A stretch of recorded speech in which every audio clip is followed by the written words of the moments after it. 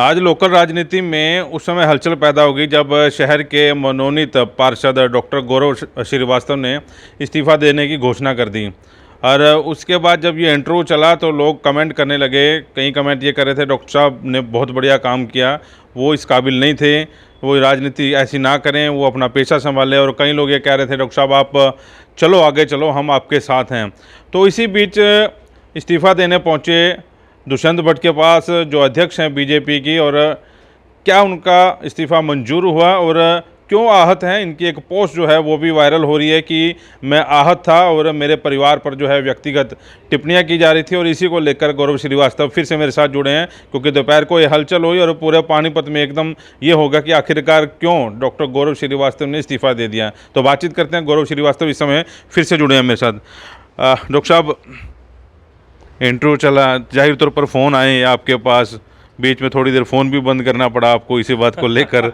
तो आखिरकार ये पूरा माजरा क्या था, समझाएं थोड़ा। माजरा कुछ नहीं कुलवंत जी, मैंने अपना विषय माननीय अध्यक्ष जी के पास रख दिया। मैंने सुबह भी आपसे कहा था कि मैं अध्यक्ष जी के पास जा रहा हूँ और अपना विषय रख दूँगा। कुछ मेरे पर्सनल और पारिवारिक विषय पे कुछ टिप्पणियाँ थी, वो मैंने उपयुक्त सबूत के साथ उनको दे दी है। Rest now ball is on other court. मेरे जो मन का एक बोझ था वो मैंने अपना बोझ हल्का कर लिया है। बाकी मैंने प्रारंभ में भी यही कहा था, मैं निष्ठावान, समर्पित और पूर्णतः अपने आप को पार्टी की विचारधारा के साथ चलाने वाला कार्यकर्ता हूँ। पहले भी था, आज भी हूँ और अंतिम समय तक रहूँगा। ना मेरे शब्दों का परिवर्तन सुबह था, ना अब है और ना आगे भी रहेगा। लेकिन ये बात आपकी पहले नहीं हुई इंटरव्यू से पहले अध्यक्ष महोदय के साथ पास या किसी और भी पार्टी के शीर्ष नेताओं के साथ? नहीं, मैंने आपसे सुबह बताया था कि मैं अभी सोच के खुद जाके बात करूँगा। शायद आपके इंटरव्यू में मैंने बताया भी था इस विषय पे कि मैं अब जाऊँगा अध्यक्ष जी के पास। तो शाम को हमारी मुलाकात हुई अध्यक्ष जी से। क्योंकि लोगों के खूब फ़ोन मेरे पास भी आए, जाहिर तौर पर मीडिया साथियों के भी आए, लोगों के भी फ़ोन आए कि डॉक्टर गौरव श्रीवास्तव से क्या ऐसी व्यक्तिगत जो है आपकी ऑफ रिकॉर्ड क्या ऐसी बात हुई होगी, या ऑफ रिकॉर्ड बताएं क्या ऐसी बात होगी। तो बात ऑन रिकॉर्ड ऑफ रिकॉर्ड एक ही बात थी जो आपने बात कही। लेकिन लोग ये समझ रहे हैं, जहाँ तक लोगों का समझने का मतलब है, वो ये कह रहे हैं कि आप ना कहें लेकिन लोग कह रहे हैं कि कहीं ना कहीं पार्टी में गुटबाजी रही, आपके नाम को लेकर शुरू से गुटबाजी रही, और उस गुटबाजी का खामियाजा जो है आपको इस्तीफ़ा देके जो है भुगतना पड़ा। मैंने सुबह भी यही बात कही थी कि भारतीय जनता पार्टी में ये शब्द एग्जिस्ट ही नहीं करता है, गुट जैसा शब्द एग्जिस्ट ही नहीं करता है। तो इस विषय में चर्चा करने का विषय ही नहीं बचता है। गुट जैसा कोई शब्द ही नहीं हमारी भारतीय जनता पार्टी में।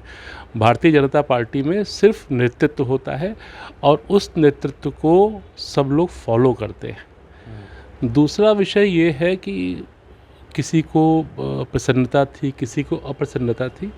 मुझे नहीं लगता है कि ये पद ऐसा है जिसमें किसी भी शीर्ष व्यक्ति को प्रसन्नता या अप्रसन्नता हो। ये विषय ही नहीं हो सकता है। इसको तो मैं सिरे से खारिज करता हूँ।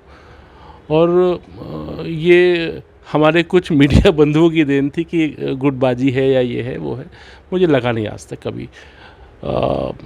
मेरी सबसे बात होती है। मैं सबके घर भी गया, लोगों से मिल के आया, मिठाई खा के आया, नाश्ता करके आया। तो लेकिन ये टिप्पणियां करने वाले मतलब लोग पार्टी से थे, बाहर के थे, क्योंकि आपने विद सबूत जो है अध्यक्ष महोदय को आपने सौंपा है। मेरे भाई, कुछ बातें ऐसी होती हैं जो पर्दे में रहें तो बहुत अच्छी लगती हैं, और उन यथोचित स्थान पे इसका पूर्ण रूप से कन्वे कर दिया गया है, और उसके बाद जो डिसीजन लेना है नेतृत्व करेगा वो। क्योंकि आप कह रहे हैं कि पद ये इतना बड़ा नहीं है कि नेताओं को कुछ दिक्कत हो, मात्र छोटा सा पद है, उन नेताओं के लिए भी छोटा सा पद है, क्योंकि मूछ का सवाल ये बन जाता है, चौधर का सवाल बन जाता है। अभी हाल में एक गांव के जो सरपंच हैं वो सुप्रीम कोर्ट तक मूछ का सवाल लेकर गए, सुप्रीम कोर्ट से वो जीत के आए। 2.5 साल की उन्होंने लड़ाई लड़ी सिर्फ एक मूछ के सवाल की, और वही मूछ का सवाल, चौधर का सवाल जो है पानीपत में देखने को मिल रहा था। इसी बात हमारे किसी भी नेतृत्व में, किसी भी सीनियर्स में किसी की मूछ इतनी छोटी नहीं है जो इस विषय पे चर्चा भी करे। तो ये मूछ का सवाल हमारे यहाँ नहीं होता है, हमारे परिवार में नहीं होता है। हमारे परिवार में ये मूछ, ये फालतू की बातें होती ही नहीं है। और जहाँ मूछ का विषय होता है, कोई मंत्री पद मिल रहा होता है, कुछ हो रहा होता तो तब मूछ का विषय आता है। अदरवाइज़ मुझे लगता है भारतीय जनता पार्टी में तो वो भी नहीं आता है। यहाँ तो किसी एक व्यक्ति को टिकट मिलता है और जो टिकट मांगने गया होता है वो दूसरा व्यक्ति उसका प्रचार कर रहा होता है, बिना किसी लाग लपेट के प्रचार कर रहा होता है। ये भारतीय जनता पार्टी का इतिहास है और ये भारतीय जनता पार्टी का व्यक्तित्व है। तो भी आप कह रहे थे कि मैं कोई पद नहीं लूँगा। बिल्कुल अब जाहिर तौर पर अगर आपका इस्तीफ़ा मंजूर नहीं होता तो वो पद तो आपको मिलेगा ही। मैंने आपसे सुबह एक बात कही थी, मैं किसी भी इलेक्टोरल पॉलिटिक्स में इन्वॉल्व नहीं होऊंगा। नॉमिनेटेड पद इलेक्टोरल पॉलिटिक्स में नहीं आता है, ठीक है ना। मैं आज भी अपने बात पे अडिग हूँ, अडिग रहूँगा और आने वाले समय के लिए भी अडिग रहूँगा। इलेक्टोरल पॉलिटिक्स में इन्वॉल्व नहीं होऊंगा। तो आपको मीटिंग होगी उसमें जाएंगे? निश्चित रूप से मैंने कहा था ना कि इलेक्टोरल पॉलिटिक्स में इन्वॉल्व नहीं होऊंगा। पार्टी का, संगठन का कोई भी काम होगा उसको करने के लिए मैं उसका सिपाही हूँ, जरूर करूँगा। सलाह नहीं देंगे कोई मीटिंग में ऐसा होना चाहिए, ऐसा नहीं चाहिए? मैंने, ये इलेक्टोरल पद नहीं है ना हमारा, किसी भी चीज़ में ये इलेक्टोरल पद नहीं है। शहर के विकास में कोई सलाह दी जाएगी निश्चित रूप से देंगे। हमारा अपना आईक्यू लेवल है, अपने आईक्यू लेवल के हिसाब से जो बेहतरी हो सकती है उसको करेंगे। जाहिर तौर पर अध्यक्ष महोदय से मुलाकात हुई आपकी, 1-1.5 घंटा बैठे हुए, आप इस्तीफा लेके गए थे उनके पास? निश्चित तौर पे हम अपनी बातों को रखने गए थे, अपनी बातों को पूरी तरह से रखा मैंने। इस्तीफा भी लेकर गए थे? मैं अपनी बातों को पूरी तरह से रख के आया हूँ जी। तो उन्होंने क्या आश्वासन दिया आपको? सारी बातें अध्यक्ष जी ने कहा कि हम शीर्ष नेतृत्व में पहुँचाएंगे और उसके बाद डिसीजन लेंगे। कितने फ़ोन आए आपके पास उसके बाद जब इंटरव्यू हुआ आपका? बंधु, शुरू में जब फ़ोन आना शुरू हुए उसके बाद मैंने फ़ोन कर दिया बंद। तो मैं थोड़ा सुकून से जाके घर पे सो गया था। और सोने के बाद जब हमारे घर वालों के फ़ोन पे फ़ोन बजे तब मैंने फ़ोन ऑन किया अपना। उसके बाद फिर मैं माननीय अध्यक्ष जी के पास गया और बात की। तो अभी हैं आपके पीछे सैकड़ों लोग आपको प्यार करने वाले, भैया आप ऐसा ना करें, आप राजनीति में रहें क्योंकि आप हमारे नेता हैं। कुलवंत जी, प्यार आप भी तो करते हो मुझसे। तभी तो इस टाइम इंटरव्यू लेने आ गए। कुलवंत जी, ये ना म्यूचुअल थिंग होती है। आप किसी को स्नेह दोगे तो आपको स्नेह मिलेगा। आप किसी को घमंड दिखाओगे तो आपको लोग अंगूठे पे रख के बाहर फेंक देंगे। तो